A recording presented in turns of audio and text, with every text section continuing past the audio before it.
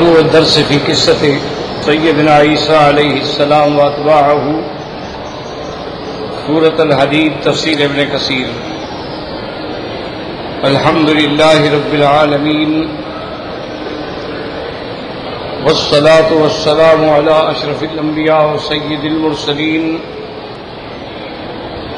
سيدنا محمد وعلى آله وأصحابه أجمعين.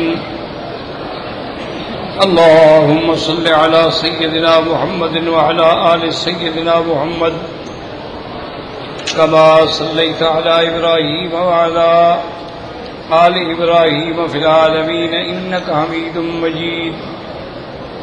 أعوذ بالله من الشيطان الرجيم. بسم الله الرحمن الرحيم. وَلَقَدْ أَرْسَلْنَا نُوحًا وَإِبْرَاهِيمَ وَجَعَلْنَا فِي ذُرِّيَّتِهِمَا النُّبُوَّةَ وَالْكِتَابَ فَمِنْهُمْ مُهْتَدٍ وَكَثِيرٌ مِّنْهُمْ فَاسِقُونَ. ثُمَّ قَفَّيْنَا عَلَى آثَارِهِمْ بِرُسُلِنَا وَقَفَّيْنَا بِعِيسَى ابْنِ مَرْيَمَ وآتيناه الإنجيل وجعلنا في قلوب الذين اتبعوه رأفة ورحمة ورهبانية ابتدعوها ما كتبناها عليهم إلا ابتغاء رضوان الله فما رعوها حق رعايتها فآتينا الذين آمنوا منهم أجرهم وكثير منهم فاسقون. قال المؤلف والمفسر رحمه الله تعالى أدام النفع بعلومه وعلومكم في الدارين آمين إلى أن قال يخبر تعالى أنه منذ بعث نوحا عليه السلام لم يرسل بعده رسولا ولا نبيا إلا من ذريته وكذلك إبراهيم عليه السلام خليل الرحمن لم ينزل من السماء كتابا ولا أرسل رسولا ولا أوحي إلى بشر من بعده إلا وهو من سلالته. اب مفسر رحمۃ اللہ علیہ تفسیر فرماتے ہیں آیات کی کہ اللہ تبارک و تعالیٰ نے خبر دی ہے کہ جب سے ہم نے نوح علیہ السلام کو بھیجا ہے اس کے بعد ہم نے کوئی رسول کوئی نبی نہیں بھیجا مگر حضرت نوح علیہ السلام کی اولاد میں سے وَقَذَلِكَ إِبْرَاهِيمُ عَلَيْهِ السَّلَامُ اور اسی طرح حضرت ابراہیم علیہ السلام خلیل الرحمن جو ہیں ان کے بعد آسمانوں سے کوئی کتاب نہیں اتری نہ کوئی رسول بھیجا گیا نہ کسی انسان پہ وحی آئی مگر وہ حضرت ابراہیم علیہ السلام کی اولاد میں سے تھے. كما قال تعالى في الآية الأخرى وجعلنا في ذريته النبوة والكتاب حتى كان آخر أنبياء بني إسرائيل. اب سب سے آخری بنی اسرائیل کے پیغمبر عیسیٰ ابن مریم حضرت عیسیٰ ابن مریم علیہ السلام آئے الذي بشر من بعده بمحمد صلوات اللہ وسلامہ علیہما جنہوں نے خوشخبری دی کہ میرے بعد ایک پیغمبر آئیں گے جن کا نام حضرت محمد مصطفیٰ ہوگا صلوات اللہ وسلامہ علیہما. ولہذا قال تبارک و تعالی ثم قفینا علی آثارہم برسلنا وَقَفَّيْنَا بِعِيسَى ابْنِ مَرْيَمَ وَآتَيْنَاهُ الْإِنْجِيلَ وَهُوَ الْكِتَابُ الَّذِي أَوْحَاهُ اللَّهُ إِلَيْهِ. کتاب انجیل جو ہے یہ وہ کتاب ہے جو اللہ نے عیسیٰ علیہ السلام پہ وحی فرمائی. وَجَعَلْنَا فِي قُلُوبِ الَّذِينَ اتَّبَعُوهُ اور جو متبعین حضرت عیسیٰ علیہ السلام تھے حواریون، ان کے دلوں میں ہم نے رأفتاً نرمی، رقتاً وہی الخشیت، رقت پیدا کی، خشیت پیدا کی، ورحمتاً بالخلق، اور لوگوں کے ساتھ مہربانی، ورہبانیۃ ابتدعوها ای ابتدعها امت النصارى، نصرانیوں میں سے ایک جماعت نے رہبانیت اختیار کی، ما كتبناها علیہم ای ما شرعناها وانما هم التزموها من تلقاء انفسهم، اللہ نے فرمایا ہم نے ان پہ نہیں لکھا تھا کہ تم رہبانیت اختیار کرو، انہوں نے اپنے خیال سے رہبانیت جو ہے اس کو اختیار کیا۔ وقوله تبارک وتعالی الا ابتغاء رضوان اللہ فيه قولان احدهما انهم قصدوا بذلك رضوان اللہ، الا ابتغاء رضوان اللہ کا معنی ایک یہ ہے کہ ان لوگوں نے جو رہبانیت اختیار کی ان کا ارادہ بھی اللہ کی رضا حاصل کرنا تھا۔ قالوا سعید بن جبیر وقتادہ والآخر ما كتبنا عليهم ذلك انما كتبنا عليهم ابتغاء رضوان اللہ، اور بعض مفسرین فرماتی ہیں کہ ہم نے ان پہ رہبانیت نہیں لکھی تھی، ہم نے تو یہ لکھا تھا کہ اللہ کی رضا حاصل کریں۔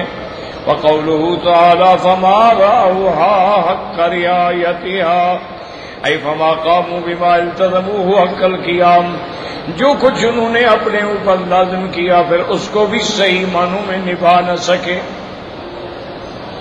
وَهَذَا ذَمٌّ لَهُم مِّنْ وَجْهَيْنِ، اللہ نے اس میں ان کی دو طرف سے مذمت بیان کی۔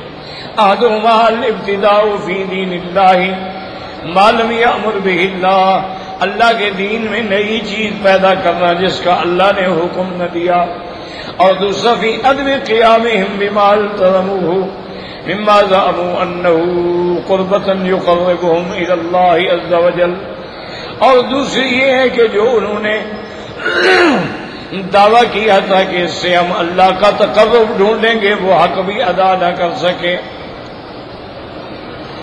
وقد قال ابن ابی حاتم حدثنا اسحاق بن ابی حمزہ ابو یعقوب الرازی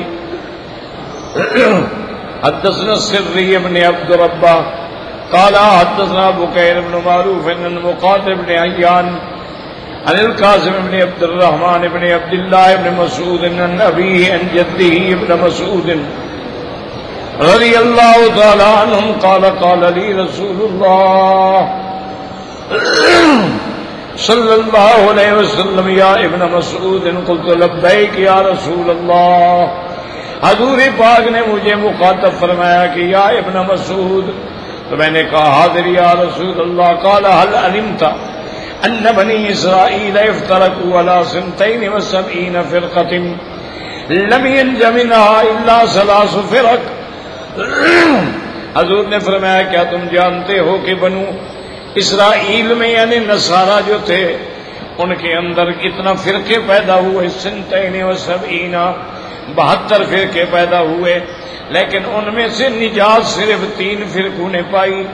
قامت بین الملوک والجبابرۃ بعد عیسیٰ علیہ السلام، حضرت عیسیٰ علیہ السلام کے آسمانوں کے بعد وہ بادشاہوں کے درمیان میں تھے، لیکن دعت الی دین اللہ و دین عیسیٰ ابن مریم، وہ اللہ اور عیسیٰ ابن مریم کے رستے کی طرف بلاتے رہے۔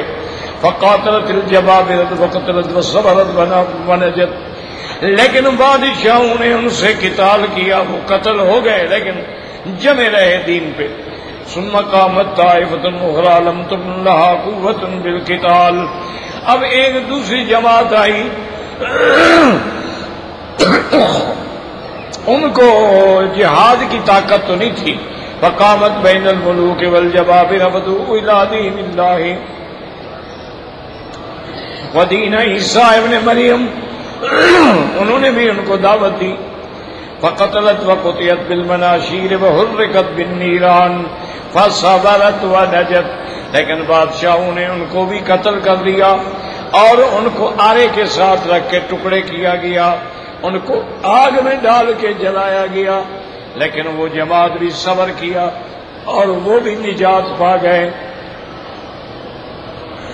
ثم قامت طائفة أخرى لم يكن لها قوة بالقتال ولم تطق القيام بالقسط ولهكت بالجبال فتعبدت وترهبت وهم الذين ذكر الله تعالى لهم۔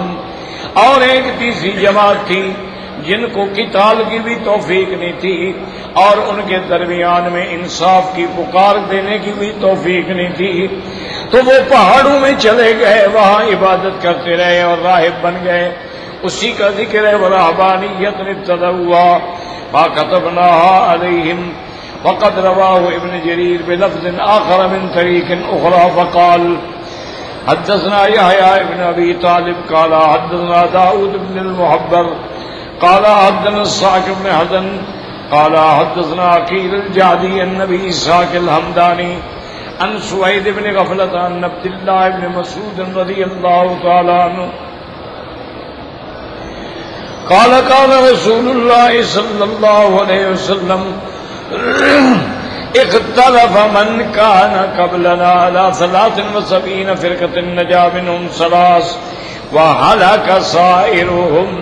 حضرت عبداللہ بن مسعود روایت فرماتی ہیں کہ حضور پاک نے ارشاد فرمایا، ہم سے پہلے جو تھے وہ 73 فرقوں میں مبتلا ہوئے، ان میں سے 3 فرقے جو تھے وہ نجات پا گئے اور 70 ہلاک ہو گئے۔ وذكر نحو ما تقدم وفيه فآتينا الذين آمنوا منهم أجرهم هم الذين آمنوا بي وصدقوني وكثير منهم فاسقون وهم الذين كذبوني وخالفوني۔ اللہ فرماتے ہیں ان میں سے جو لوگ ایمان لے آئے، جنہوں نے اللہ کی اور اللہ کے انبیاء کی تصدیق کی، ان کو تو اللہ نے اجر دیا، لیکن ان میں اکثریت جو تھی وہ تھے جنہوں نے تکذیب کی اور مخالفت کی۔ ولا يقدح في هذه المتابعة لآل داود بن المحبر فإنه أحد الوزائين للحديث، ولكن قد أسنده أبو يعلى عن شيبان بن فروخ عن الصاعق بن حزن به مثل ذلك وقوي الحديث من هذا الوجه۔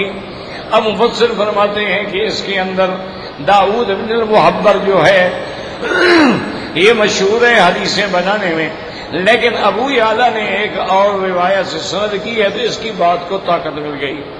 وقال ابن جرير عبد الرحمن النسائي واللفظ له اخبرنا الحسين بن هريس قال حدثنا الفضل بن موسى عن سفيان بن سعيد عن عطاء بن السائب عن سعيد بن جبير عن ابن عباس رضي الله عنهما قال كان ملوك بعد عيسى،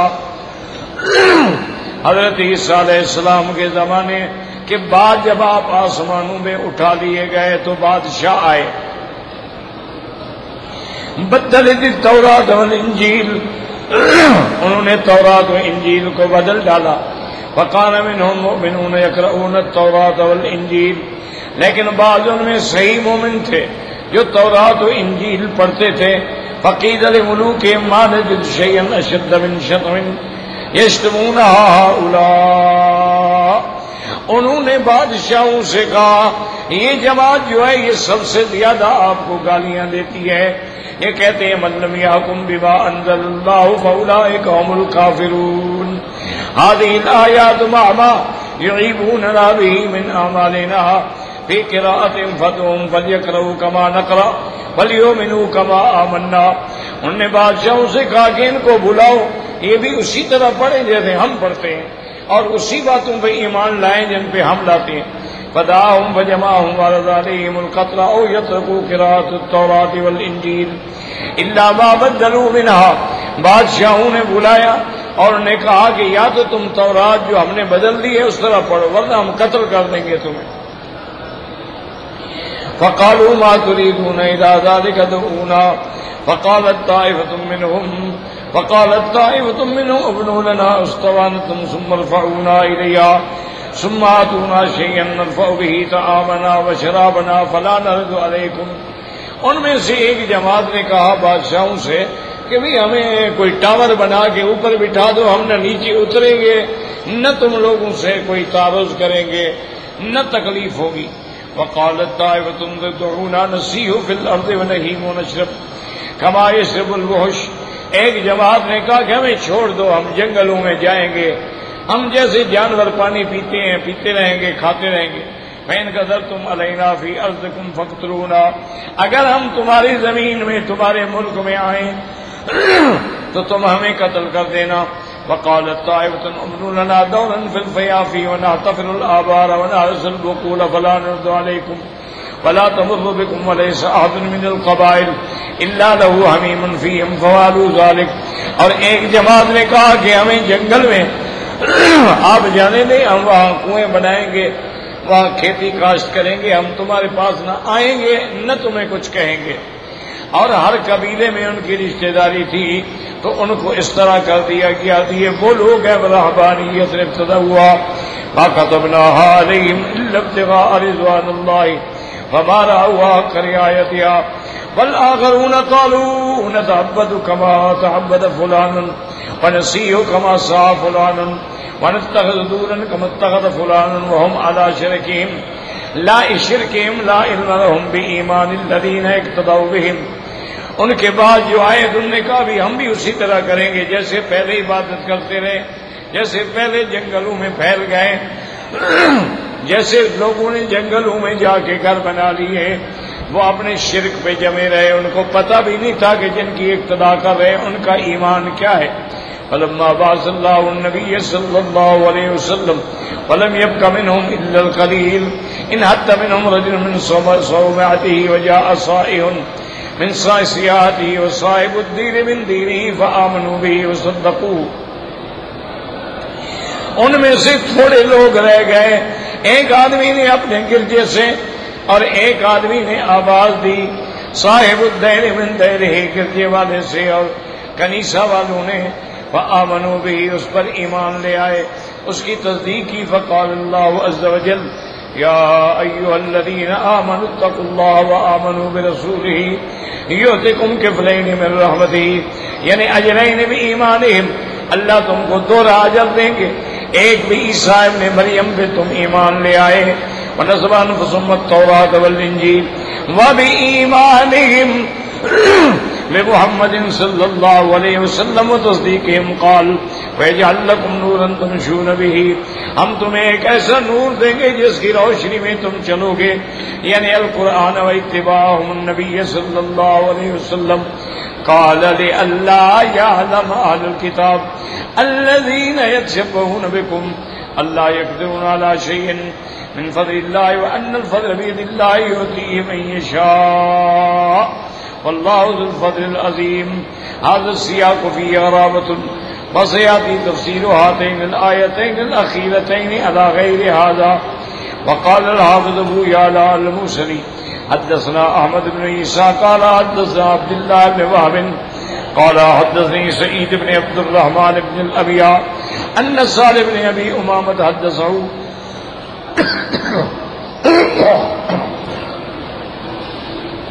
أنه دخل هو وأبوه على أنس بن مالك من المدينة زمان عمر بن عبد العزيز وهو أمير وهو يصلي صلاة خفيفة وقعدا كأنها صلاة مسافر أو قريبا منها. فلما سلم قال يرحمك الله أرأيت هذه الصلاة المكتوبة أم شيئا تنفرده؟ قال إنها المكتوبة وإنها صلاة رسول الله صلى الله عليه وسلم ما اغداد الا شیء صوت عنہ. اب مفسر رحمۃ اللہ علیہ فرماتے ہیں کہ ہوا ابو والا انس بن مالک بالمدینہ، حضرت انس بن مالک پر کی خدمت میں حاضر ہوئے. یہ وہ دور تھا جب حضرت عمر بن العزیز امیر تھے. وہ یصلی صلاۃ خفیفۃ، وہ نماز ایسا ہلکی نماز پڑھتے تھے ایسے جیسے مسافر کی نماز ہو یا اس کے قریب. اور اس کے بعد کہتے ہیں جب انہوں نے سلام پھیرا تو ہم نے پوچھا یرحمک اللہ، اللہ آپ پہ رحم فرمائے. ارأیت هذه الصلاۃ المکتوبۃ ام شیء، یہ آپ نے فرض نماز پڑھی ہے یا کوئی اور نماز ہے؟ انہوں نے کہا نہیں، یہ فرض ہے اور یہی نماز ہے حضور کی صلی اللہ علیہ وسلم. میں کوئی خطا، میں نے کوئی غلطی نہیں کی، ہاں کوئی صاحب ہوا ہو تو اللہ عالم. تو حضور نے بھی فرمایا من اما منکم فلیخفف، جو امام بنے تو وہ نماز تخفیف سے پڑھائے، پیچھے بیمار ہیں، بوڑھے ہیں، عورتیں ہیں، بچے والے ہیں، اور وہ کھڑے پڑھ رہے ہیں تو یہ نہیں، رعایت کریں اپنے مقتدی۔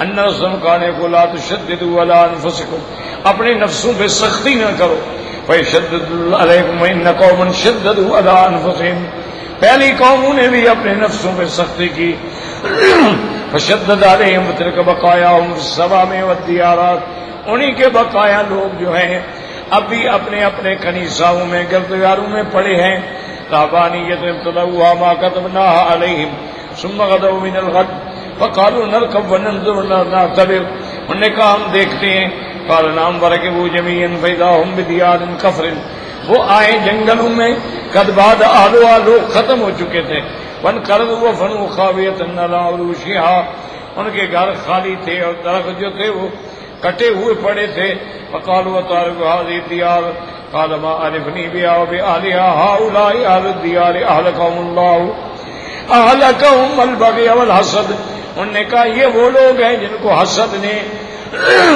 اور بغی نے ہلاک کیا، ان الحسد يطفئ الحسنات، کیونکہ جب دل میں حسد آ جاتا ہے اللہ نیکی کے نور کو بجھا دیتے ہیں،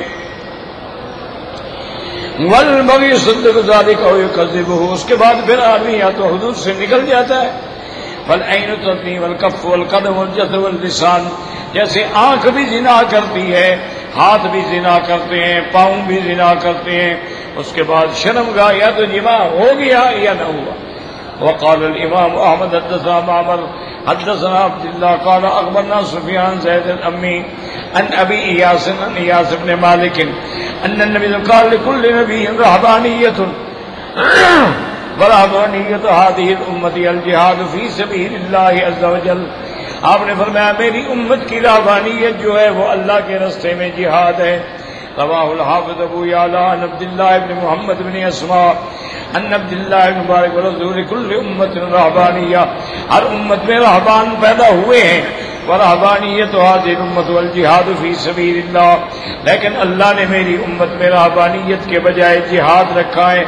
وقال الامام احمد حدثنا حسین هو ابن محمد قال حدثنا عیاش یعنی اسماعیل عن الحجاج بن هارون الکلائی وقیل بن مدرک السلمی عن ابی سعید الخدری رضی اللہ تعالی عنہ ان رجلا جاءه، ایک آدمی ان کی خدمت میں آیا، فقال اوصنی، کہا کہ مجھے آپ کوئی وصیت فرمائیں، فقال سألت ما سألت رسول اللہ صلی اللہ علیہ وسلم من قبلک اوصیک بتقوی اللہ، انہوں نے کہا میں نے بھی حضور پاک سے پوچھا تھا، حضور نے فرمایا کہ اللہ کا ڈر پیدا کرو، فإنہ راس کل شیء، ہر چیز کا سنام، ہر چیز کا سر جو ہے وہ اللہ کا ڈر ہے دل میں پیدا ہونا، وعلیک بالجہاد، اور جہاد کو لازم پکڑو، فإنہ رہبانیت الاسلام، یہ اسلام کی رہبانیت ہے، وعلیک بذکر اللہ، اللہ کے ذکر کو لازم رکھو، وتلاوت القرآن، قرآن کی تلاوت کیا کرو، فإنہ روحک فی السماء، فإنہ روحک فی السماء وذکرک فی الارض، تاکہ پھر آسمانوں میں تیری روح ہوگی اور زمینوں میں تیرا ذکر ہوگا۔ تفرد بھی احمد واللہ تعالی عالم۔ تو الحمدللہ کچھ دنوں سے سبق باقی تھا،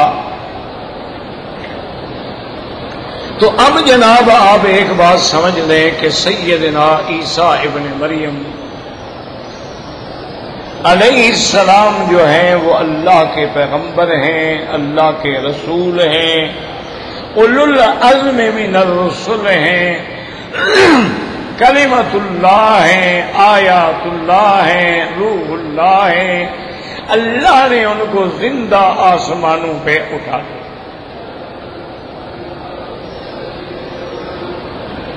اور اس کی حکمت یہ تھی کہ ہر پیغمبر کے بعد جو نبی آتا ہے وہ پہلے پیغمبر کا مصدق ہوتا ہے، تصدیق کرتا ہے۔ اب حضور کے بعد تو کسی نے آنا نہیں، آپ پر اللہ تبارک و تعالی نے نبوت کو ختم فرما دیا، اس عمارت کو مکمل کر دیا، آخری اینٹ بھی لگا دی، اور دروازہ نبوت بند کر دیا گیا اور اعلان ہو گیا خاتم النبیین، اور تفسیر آ گئی بفرمان محمد مصطفیٰ صلی اللہ علیہ وسلم کے لا نبی بعدی ولا رسول بعدی، میرے بعد کوئی نبی نہیں، کوئی رسول نہیں۔ تو اللہ نے حضرت عیسیٰ کو آسمانوں میں بٹھا دیا تاکہ آخر زمانے میں وہ اتریں گے اور تصدیق کریں گے محمد مصطفیٰ صلی اللہ علیہ وسلم، تاکہ اللہ کا نظام جو ہے وہ پورا رہے۔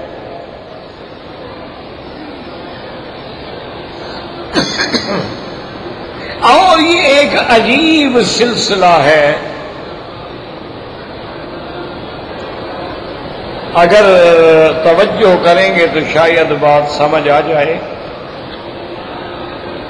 دیکھو نا جی، ہم ایک دائرہ بناتے ہیں،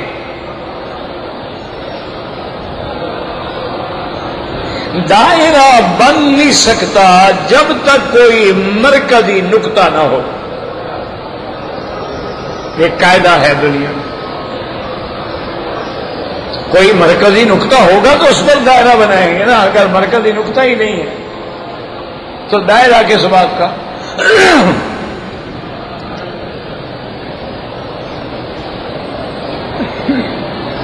اور یہ بھی یاد رکھ لیں کہ دائرہ تب بنتا ہے جب دونوں سرے جو ہیں وہ برابر ہوں۔ اگر برابر نہیں ہوں گے، آپ پلکار سے دائرہ بنائیں، اگر برابر نہیں ہوں گے نہیں بنے گا، کدھر چلا جائے گا، کدھر چلا جائے گا۔ ایک تو مرکزی نقطہ ہوگا جہاں پلکار کو رکھیں گے، پھر آپ اس کو گھمائیں گے، پھر آپ دائرہ بنائیں گے، تو دائرے کے دونوں سرے جو ہیں وہ اگر برابر نہیں ہوں گے تو دائرہ نہیں بنے گا۔ اب آپ دیکھیں دائرہ نبوت جو ہے، سیدنا آدم علیہ السلام اور پھر آخری نبی بنی اسرائیل حضرت عیسیٰ۔ اللہ کی شان دیکھیں، آدم علیہ السلام کا بھی باپ نہیں، عیسیٰ علیہ السلام کا بھی باپ نہیں،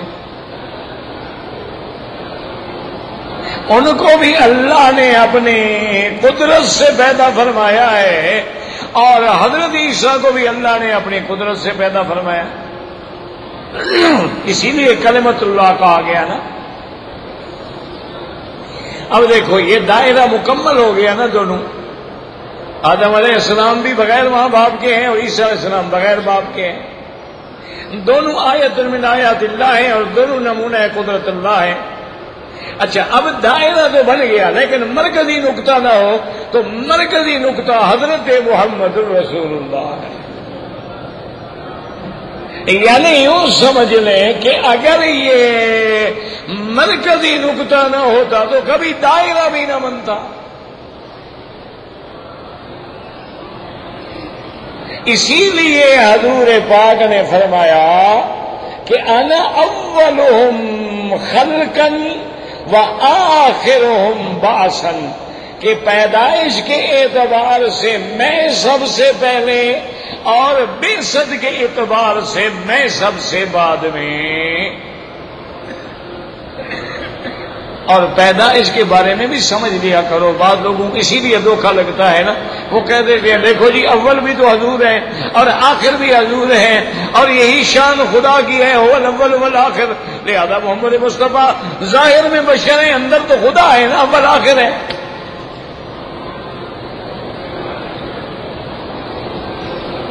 یہ ان کو دھوکہ لگتا ہے یا امت کو دھوکہ دیتے ہیں؟ دیکھو، یا تو ان کو خود دھوکہ لگا، انسان ہے، بڑے بڑے علماء پھسل جاتے ہیں، ذلت الاقدام ہوتی ہے، غلطیاں تو علماء سے ہوتی ہیں نا۔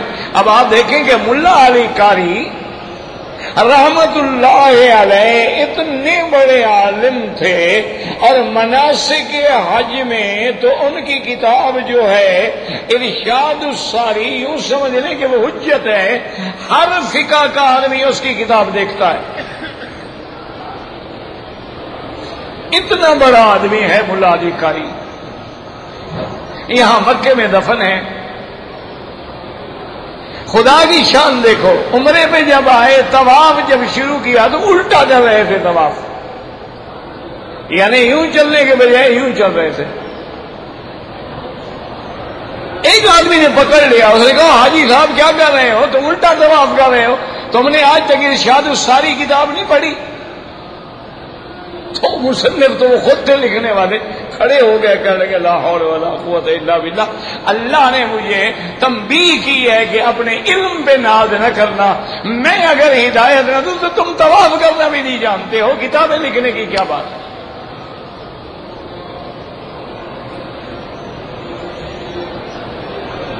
لوگوں نے تو خیر امام ابو حنیفہ کا قصہ بنا رکھا ہے، حالانکہ وہ امام ابو حنیفہ نہیں ہے، وہ ابو حنیفہ دینوری ہے. وہ فرماتے، وہ بھی بہت بڑے عالم تھے، وہ فرماتے ہیں کہ میں حج پہ آیا، جب میں نے کنکریاں مار لی، قربانی کر لی، اب میں نے سر منڈانا تھا تو ایک حجام کھڑا تھا، میں اس کے پاس آیا، میں نے کہا کہ بھائی کیا پیسے لوگے حجامت کرنے کے؟ تو اس نے کہا حاجی صاحب استغفار کرو، استغفر اللہ پڑھو، تم مناسک کے پیسے دیتے ہو؟ یہ تو حج کا شعار ہے، بال کٹانا جو ہے یہ تو حج کے شعار میں شامل ہے، اس کی اجرت لینا تو حرام ہے، طے کرنا بھی حرام ہے. تم کیسے آدمی اچھے حاجی ہو، پیسے ریٹ مقرر طے کرنے کے لیے آ گئے ہو؟ وہ کہتے ہیں میں بڑا دل میں شرمندہ ہوا کہ بات تو ٹھیک کہہ رہا ہے. انہوں نے کہا جو مرضی آئے دے دینا، نہ آئے نہ دینا، میں بھی عبادت سمجھ کے کام کروں گا اور تم بھی عبادت سمجھ کے جو مرضی ہے دے دینا. کہتی ہیں پہلی چوٹ تو مجھے یہ لگی کہ اچھا میں بڑا اپنے آپ کو عالم کہتا تھا، مجھ سے تو حجام کو مسئلہ زیادہ اچھا آتا ہے. کہتی ہیں میں بیٹھ گیا، جب میں بیٹھا تو اس نے کہا حاجی صاحب قبلے کی طرف رخ کرو، آپ تو ادھر رخ کر کے بیٹھے ہیں، تو میں پتہ نہیں کہ حجامت کرانے کے وقت جو ہے قبلے کی طرف رخ ہونا چاہیے، یہ تو سنت ادا ہو رہی ہے. کہتے ہیں میں بڑا شرمندہ ہوا، میں پھر قبلے کی طرف رخ کر کے بیٹھ گیا. جب میں بیٹھا تو میں نے یوں کیا، اس نے کہا لا حول ولا قوت. انہوں نے کہا تمہیں یہ نہیں پتا سنت ہے کہ دائیں ہاتھ سے حجامت شروع کرو، تم بایاں سر دے رہے ہو.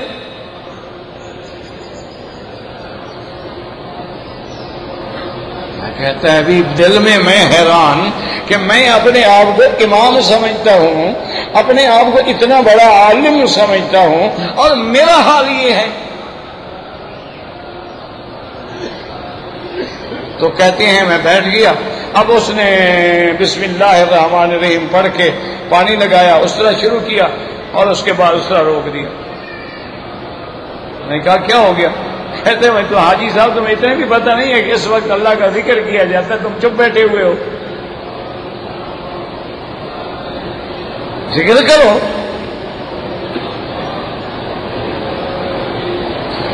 اب وہ کہتے ہیں جناب میں حیران ہو گیا، ابھی بات تو ٹھیک کہہ رہا ہے، حکم تو یہی ہے کہ ہر عبادت میں اللہ کا ذکر ہو. آدمی حمام بھی جائے تو کہتے ہیں اللہم انی اعوذ بک من الخبث والخبائث. اگر آدمی اپنی بیوی کے ساتھ بھی ملے تو اللہم جنب الشیطان عنا. بھائی کیوں تماشا روز بناتے ہو میرے لیے؟ نہیں ہے تو بھاگ اٹھا کے پھینک دو، اور نیا نہیں ملتا ہے. روز ایک نیا تماشا ہوتا ہے. ایک بیماریوں نے مجھے چڑچڑا کر دیا ہے، مجھے ذرا سی بات دماغ کے خلاف ہو تو میرا دماغ کھول جاتا ہے، صبر نہیں ہوتا ہے. انا للہ و انا الیہ راجعون.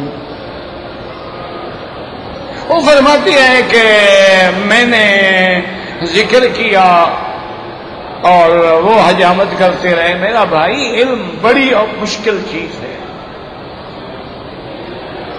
جب مصر کے سب سے بڑے عالم اپنے زمانے میں جو ایک بہت بڑا انسان تھا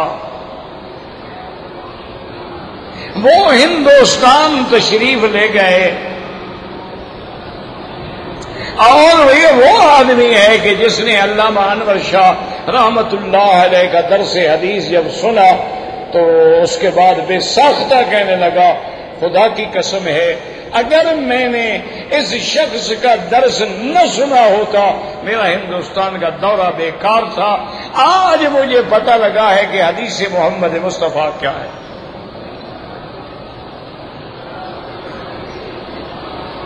علامہ صاحب سے ملاقات ہوئی. ملاقات کے بعد کہنے لگا کہ حضرت الحمدللہ الحمدللہ اللہ نے آپ کو علم سے بڑا نوازا ہے، لیکن مجھے عجیب بات ہے کہ آپ بھی سنا ہے مقلد ہیں امام ابو حنیفہ کے. اندر میں ہاں بھائی میں تو اپنے جہل کی وجہ سے مقلد ہوں، آپ عالم ہوں گے تو آپ تقلید نہ کیا کریں. میں تو عالم نہیں ہوں، اتنے علم کے بعد بھی میرا تقلید کے بغیر گزارا نہیں. معنی کہنے کا یہ تھا.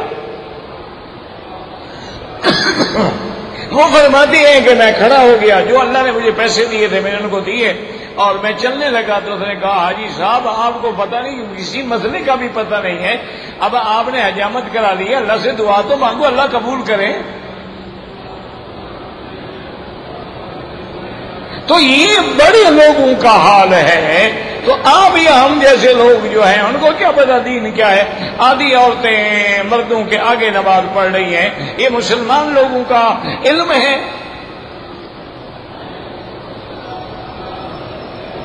یہاں کھڑے ہو گئے بس ٹھیک ہے، نماز ہو نہ ہو سب کی نمازیں فاسد ہو جائیں، ان کی بیوی ساتھ کھڑی رہے بس.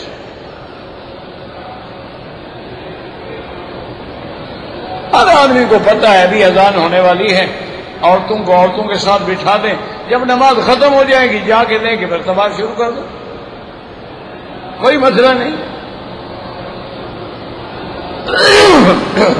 تو اس لیے سمجھیں کہ اللہ نے اول اور آخر کا معنی سمجھ لو. حضور نے فرمایا کہ میری امت جو ہے نحن الاولون و نحن الاخرون، ہماری امت اول بھی ہے آخر بھی ہے. صحابہ نے پوچھا حضور کیسے؟ فرمایا جنت میں میری امت سب سے پہلے داخل ہوگی تو اولون ہو گئے، آنے میں سب سے بعد میں آئی تو آخرون ہو گئے. اسی طرح اللہ نے جب عالم ارواح میں ارواح پیدا کیا تو سب سے پہلے روح محمد صلی اللہ علیہ وسلم کو پیدا کیا. یہ جو لوگوں نے اول ما خلق اللہ نوری بنا رکھا ہے نا وہ روح ہی ہے. اور نور کا معنی وہاں بھی محدثین نے روح محمد فرمایا ہے کہ روح محمد جو ہے ارواح میں اول ہے. اسی طرح آپ کی نبوت جو ہے وہ انبیاء میں اعلیٰ ہے، آپ کی رسالت جو ہے وہ رسولوں میں اعلیٰ ہے، اور آپ کا مقام جو ہے وہ جنت میں اعلیٰ ہے. اللہ تبارک و تعالی نے تمام بلندیاں تمام رفعتیں اپنے بعد اگر کسی کو دی ہیں تو حضرت محمد مصطفیٰ صلی اللہ علیہ وسلم. تو اب عیسیٰ ابن مریم آسمانوں میں ہیں. اگر کوئی انکار کرے جی عیسیٰ ابن مریم آسمانوں پہ کیسے چلے گئے، پھر معراج کا بھی انکار کرو، پھر جبریل علیہ السلام کے آنے جانے کا بھی انکار کرو، پھر اللہ کی وحی نازل ہونے کا بھی انکار کرو، پھر آدم علیہ السلام کا جنت میں رہنے کا بھی انکار کرو، پھر آدم علیہ السلام کا آسمانوں سے اترنے کا بھی انکار کرو، پھر حجر اسود کا جنت میں آنے سے بھی انکار کرو، پھر تو سارے دین کا انکار کرو. اللہ نے آپ کو اٹھا لیا ہے، زندہ ہیں، حیات دنیاوی کے ساتھ زندہ ہیں. یاد رکھو وہ حیات برزخی نہیں ہے. حیات برزخی جو ہے وہ موت کے بعد ہوتی ہے. عیسیٰ علیہ السلام اتریں گے اور دمشق میں اتریں گے اور آپ کے بارے میں میرے مدنی پاک نے فرمایا لَيَنزِلَنَّ عِيسَىٰ ابن مریم عَلَىٰ مِنَارَةِ شَرْقِيَّةٍ بَيْضَاءَ دَمِشْقَ وَأَنَّهُ يَقْتُلُ الدَّجَّالَ وَيُكْسِرُ الصَّلِيبَ وَيَدَعُ الْجِزْيَةَ وَيَمْلَأُ الْأَرْضَ عَدْلًا وَقِسْطًا۔ عیسیٰ علیہ السلام آ کے نصرانیوں کی صلیب صلبوت کی طاقت کو بھی مٹا ڈالیں گے، اور یہودیوں کا امام دجال جو ہے اس کو بھی قتل کریں گے، اور اس کے بعد جزیہ بھی ختم کر دیں گے کہ یا ایمان لاؤ یا جہاد، اور اس کے بعد پوری زمین کو عدل و انصاف سے بھر دیں گے۔ 40 سال تک آپ رہیں گے۔ ثم یتزوج، پھر عیسیٰ ابن مریم شادی بھی فرمائیں گے۔ ثم یموت، اس کے بعد ان پہ موت بھی آئے گی۔ ویدفن فی روضۃ النبی صلی اللہ علیہ وسلم، اور وہ میرے مدنی کے روضے میں دفن ہوں گے۔ اور حضور نے پھر وہ نقشہ بھی بتلا دیا کہ ہاکذا نبعث، اس طرح ہم جنت قبر مبارک سے اٹھیں گے کہ میرے ساتھ عیسیٰ ابن مریم ہوں گے، اور میرے دائیں ابو بکر ہوگا اور میرے بائیں عمر ہوں گے، یعنی ابو بکر و عمر کو 2 پیغمبر ساتھ لے کے چلیں گے۔ اور فرمایا ثم آتی علی باب البقیع الغرقد، اس کے بعد میں مدینے کے قبرستان پہ آؤں گا تو مدینے والے بھی کھڑے ہو چکے ہوں گے، حضور کا اہل عیال بھی کھڑا ہو چکا ہوگا، بی بی فاطمہ، ازواج مطہرات، صحابہ رضوان اللہ علیہم۔ فرمایا ثم انتظر لاہل مکہ، پھر میں مکے والوں کا انتظار کروں گا، اور جب مکے والے آ جائیں گے اجعلہم علی یمینی، ان کو میں دائیں ہاتھ پہ رکھوں گا، واہل المدینہ علی شمالی، اور مدینے والوں کو بائیں ہاتھ پہ رکھوں گا۔ ثم اسوقہم الی المحشر، پھر میں ان سب کو لے کر میدان محشر میں شام کی طرف روانہ ہوں گا۔ تو بعض صحابہ نے پوچھا یا رسول اللہ، ہم آپ کے قریبی ہیں، آپ مکے والوں کو دائیں رکھیں گے، ہمیں بائیں رکھیں گے؟ فرمایا مکے والے میرے مہمان ہوں گے، تو مہمان کا اکرام ہوتا ہے۔ اسی لیے میرے والد صاحب کہا کرتے تھے کہ مولوی مکی آدمی کلمے پہ مرے اور مکے مدینے میں مرے، بس سمجھ لے کہ میں چھوٹ گیا ہوں کہ اس ہم مجرم ہیں، لیکن نبی پاک اپنے ساتھ لے کے جائیں گے نا۔ تو فرمایا آج بھی اگر کوئی بڑا ذمہ دار وزیر بدماش کو تھانے میں لے جائے تو جوتے نہیں مارنے دیتا، اللہ کا نبی ہمیں بھی جہنم نہیں جانے دیں گے۔ جب ساتھ لے کے جائیں گے تو چھڑوائیں گے نا، ورنہ پھر شفیع المذنبین کا کیا معنی؟ حضور شفیع المومنین نہیں ہے، سمجھو مسئلہ، شفیع المذنبین ہے۔ ہم گناہ گار نہ ہوں گے تو محمد کی شفاعت کس کے لیے ہوگی؟ ان اللہ یحب التوابین، اللہ بہت توبہ کرنے والوں کو محبوب رکھتے ہیں۔ بہت توبہ کون کرے گا؟ جو گناہ بھی بہت کرے گا، گناہ کرے گا توبہ، گناہ کرے گا توبہ، پھر گناہ کرے گا تو اللہ فرماتے ہیں تم چاہے توڑتے رہو، آتے رہو میرے دروازے پہ، میں بخشنے کے لیے تیار ہوں۔ واللہ اعلم۔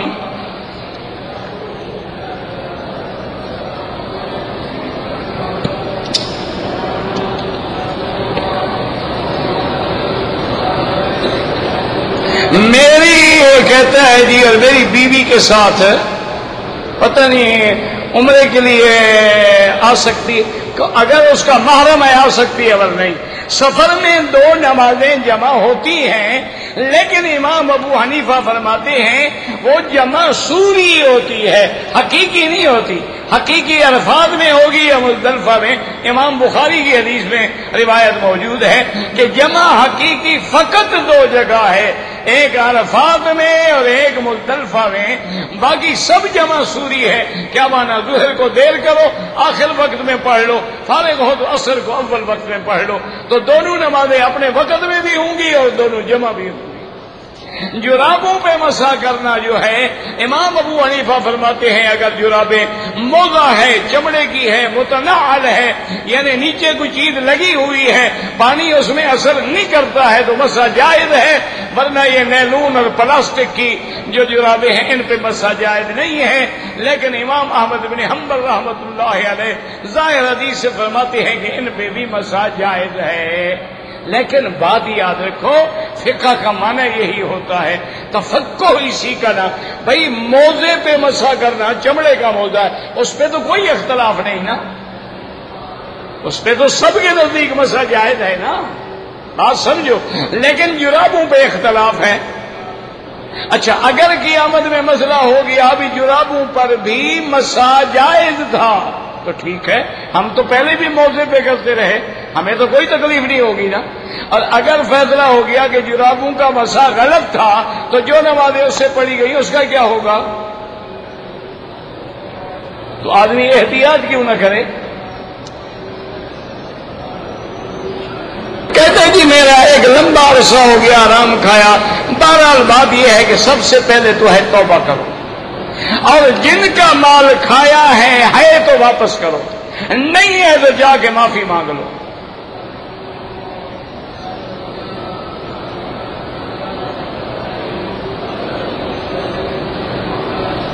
اگر ایک عورت نے لاہور سے احرام باندھا ہے، مکہ آنے کے بعد حیض آ گیا، احرام کی پابندیاں بھی اس نے چھوڑ دی، اب پاک ہو گئی ہے تو فوراً مدینہ منورہ جائے، وہاں سے احرام باندھ کے عمرہ کرے، اور پہلے عمرے کو جو خراب کیا ہے اس کی دم بھی ادا کرے۔ یہ مذاق ہے، باندھ لیا چھوڑ دیا۔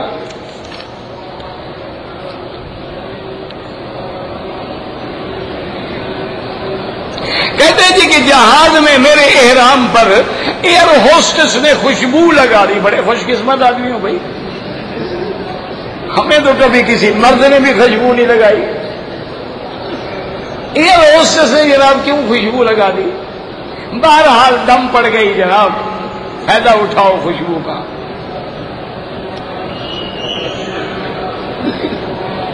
کوئی بھی طواف ہو نظر نیچے رکھو، نہ سینہ پھرے نہ پشت آئے۔ طواف اپنے لیے کرو، دوسروں کے لیے دعا کرو۔ رکن یمانی پہ موقع ملے تو ہاتھ لگائیں، بسم اللہ اللہ اکبر وللہ الحمد، اللہم انی اسألک العفو والعافیہ۔ نہ ملے چلے جائیں، اشارے کی کوئی ضرورت نہیں۔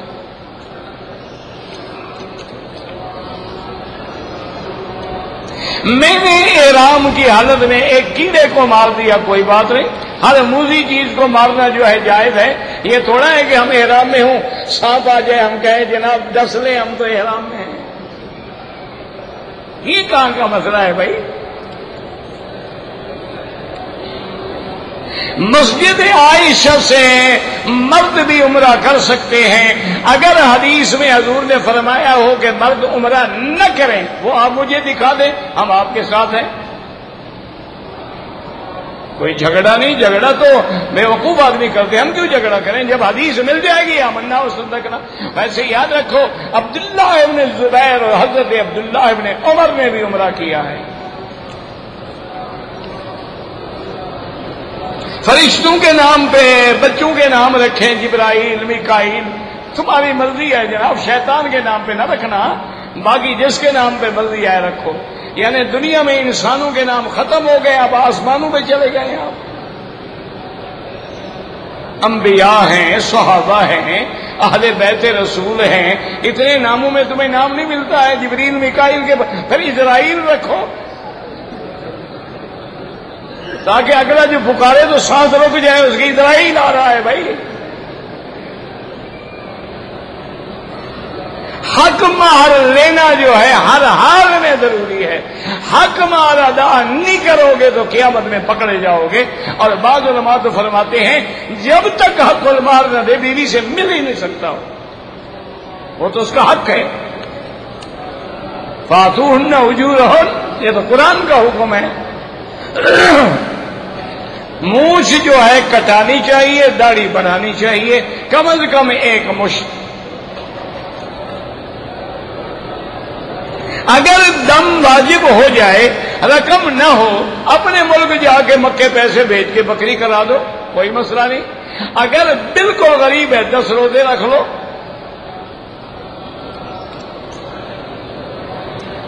بھئی مجھے رکوع تو یاد نہیں ہے، آیت ہے لیس لہا من دون اللہ کاشفہ، کسی حافظ سے پوچھ لینا۔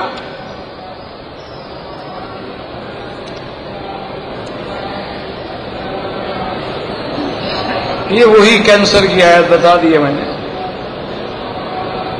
کہتے ہیں کہ جانور تو بہت سارے حرام ہیں، لیکن خنزیر کو بطور خاص حرام کیا گیا ہے۔ تو دیکھیں نا، یہ اینک ہے، اس کا نقص بنانے والا جانتا ہے۔ خنزیر کو کس نے پیدا کیا ہے؟ تو اللہ جانتے ہیں کہ یہ حرام ہے۔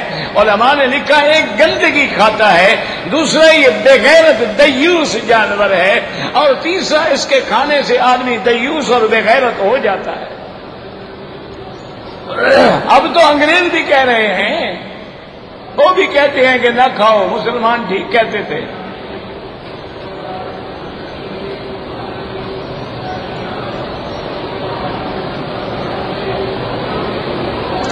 میرے گاؤں میں ایک آدمی نے مدرسے کے لیے زمین دی ہے، نہ تو مدرسہ بنایا گیا ہے اور نہ کوئی بناتا ہے، تو جنازہ گاہ بنا دیں کوئی بات نہیں، اللہ کے دین کے کام میں لگا دیں، اور کوئی نہ ہو وہ زمین بیچ کے کسی اور مدرسے کو دے دو۔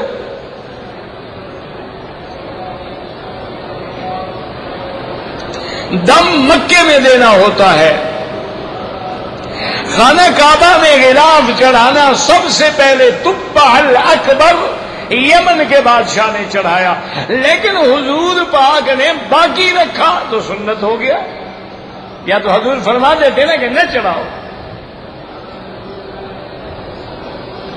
کہتے جی کہ سبز پگڑی باندھنا جو ہے، کوئی باندھو، تمہاری مرضی ہے، سبز باندھو، نیلی باندھو، پیلی باندھو، حضور پاک نے سبز پگڑی نہیں باندھی۔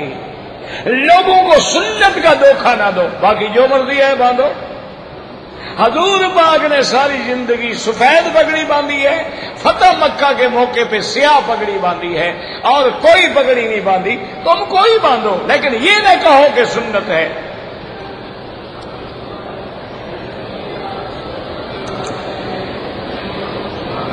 کہتے جی کہ میری خواہش ہے کہ میرا نکاح جو ہے وہ امام کعبہ پڑھائیں، تو جا کے درخواست کریں، ان کا کام ہے، وہ منظور فرما لیں، ان کی مرضی ہے۔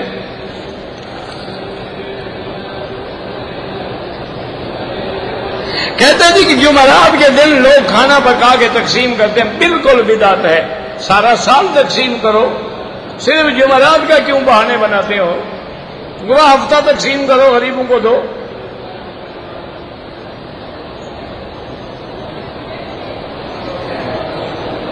کہتے ہیں جی قیامت میں ہم کہہ سکیں گے کہ اللہ ہم نے تیری ذات میں شریک نہیں بنایا، تو اللہ جانتے ہیں، کہنے کی ضرورت ہی نہیں پڑے گی۔ قرآن کا سجدہ تلاوت ہم بیٹھ کے پڑھ رہے ہیں، بیٹھے بیٹھے کر لیں، بالکل کر لیں، کوئی ضروری نہیں کہ کھڑا ہو جاؤ۔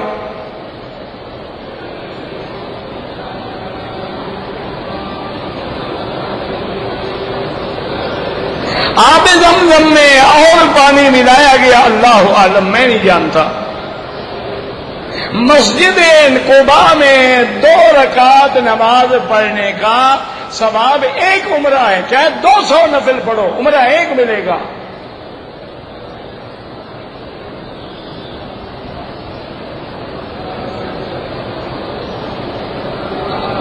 میں نے الہ ربکا کے بجائے الہ ربہا پڑھ لیا، نماز ہو جائے گی، ترجمہ نہیں بگڑا۔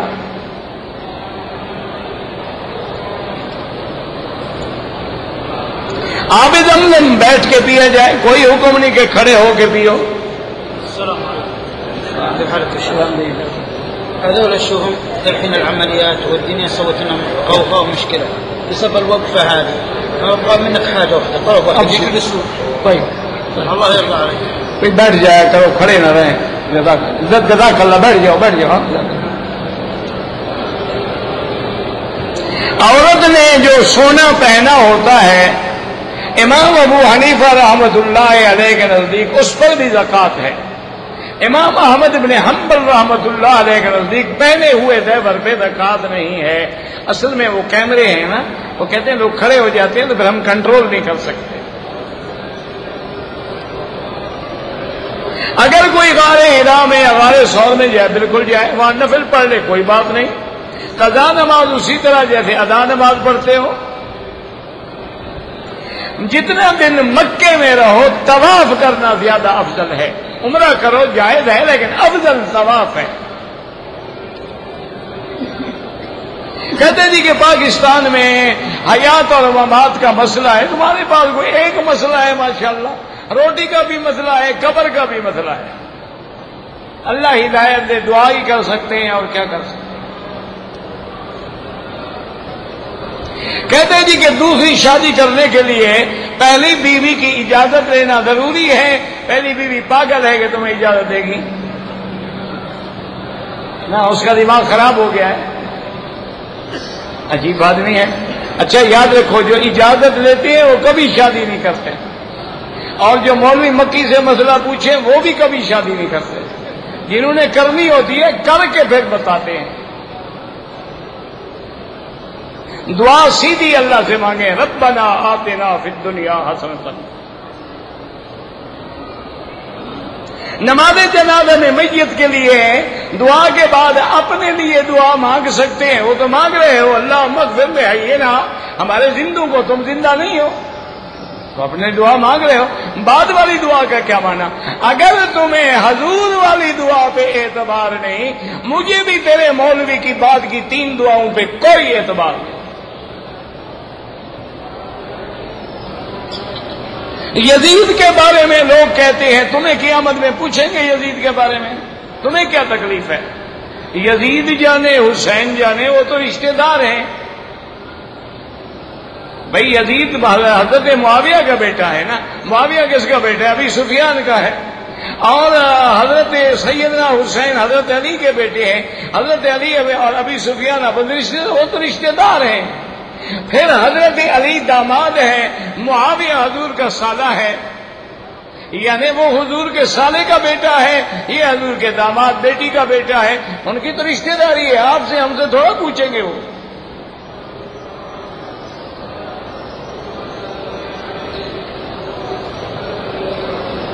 کہتے جی کہ بعض ہمارے لوگ جو ہیں ہمیں کہتے ہیں کہ اب حنفی مسلک چھوڑ دو اور تبدیل کر لو. یہ کہنے سے کچھ نہیں ہوتا ہے میرا عزیز.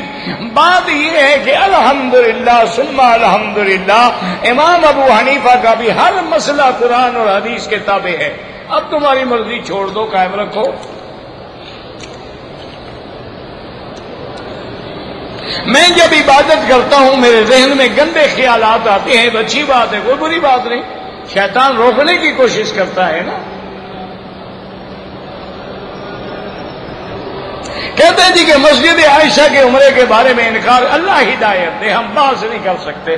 جب حضور کا حکم موجود ہے کہ جا کے عمرہ کرو بی بی عائشہ، اور یہ نہیں فرمایا کہ صرف تیرے لیے ہے، تیرے بعد کسی کے لیے نہیں، یا صرف عورتوں کے لیے ہے مردوں کے لیے نہیں ہے، تو ٹھیک ہے. آنکھوں ہمارے سر آنکھوں پر. حج کے سارے مسئلے مردوں کے لیے بھی ہے عورتوں کے لیے بھی، یہ صرف عورتوں کے لیے ہے. عجیب بات ہے. حج مردوں کے لیے بھی ہے عورتوں کے لیے بھی ہے، طواف مردوں کے لیے بھی ہے عورتوں کے لیے بھی ہے، صفا مروہ مردوں کے لیے بھی ہے عورتوں کے لیے بھی ہے، جعرانہ کا عمرہ مردوں کے لیے بھی ہے عورتوں کے لیے بھی ہے، میقات کا عمرہ مردوں کے لیے بھی ہے، اور صرف بی بی عائشہ والا عورت کے لیے ہو گیا ہے. اللہ ہدایت دے، ہم تو بس دعا کر سکتے ہیں.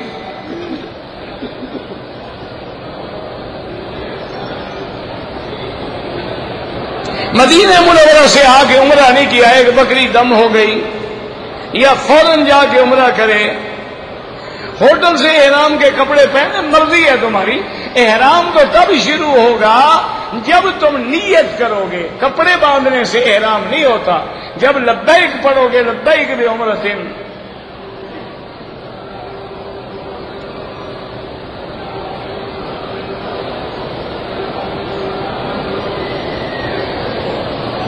میں نے اپنی بیوی کو الگ رکھا ہوا ہے، اس کا قصور کوئی نہیں ہے، بالکل طلاق نہ دے، چاہے والدہ کہے یا والد کہے۔ اگر بیوی کا گناہ کوئی نہیں ہے تو طلاق دینا بہت بڑا جرم ہے، آدمی ناحق طلاق دے تو اللہ کا عرش ہل جاتا ہے۔ ربنا تقبل منا انك انت السميع العليم وتب علينا انك انت التواب الرحيم اللهم اجعل لنا وللمسلمين من كل هم فرجا ومن كل ضيق مخرجا ومن كل بلاء عافيا صلى الله تعالى على خير خلقه سيدنا محمد وعلى اله وصحبه اجمعين